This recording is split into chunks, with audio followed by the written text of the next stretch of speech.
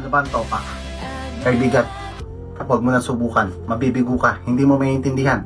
Dahil sila mismo, hindi nila maintindihan kung paano sila sinasaniban. Ang topak nangyayari sa maraming kadahilanan. Walang pera, gutom, yung simpleng hindi magandang gising sa umaga. Tinatamaan na. Sumagot ka ng pabalang, may latay ka. Selos. Ha? Huwag na tayo magpakalayo. Dito lang sa TikTok, pakita ka lang naka-live. Tinatamaan na. Ang topak ng babae parang bagyo. Depende sa sanib.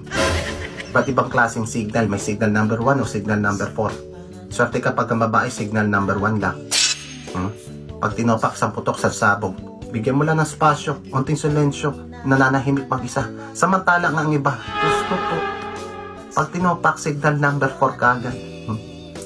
Ito yung panahon na kahit anong gawin mo mali, kahit anong sabihin mo mali, subukan mong habulin, amuhin, ano sasabihin sa'yo, makulit ka.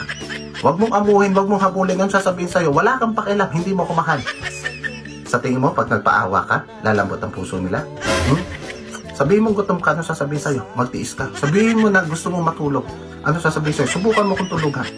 Sabihin mo may sakit ka, ano sasabihin sa'yo, huwag ka mag-alala, masamang damo ka, matagal pa ang buhay mo. Kita mo, wala kang magagawa. Parang tinakda talaga tong araw na to para sumakit ang ulo mo.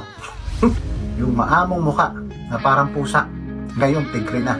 Ano pang magagawa mo? Simple. Bigyan mo ng pera, busugin mo, dalhin mo sa kwarto, tumutapusin ang init ang ulo. Kahit ganyan pa yan, mahal ka niya. Nahihiya lang. Kaya sa simpleng pakikinig, tapos iintindihin mo. Sa abot ng makakaya mo, intindihin mo. Kahit hindi mo maintindihan, sakyan mo na lang. Ganun talaga. Babae yan. At mahal mo yan. Nothing's gonna change my love for you.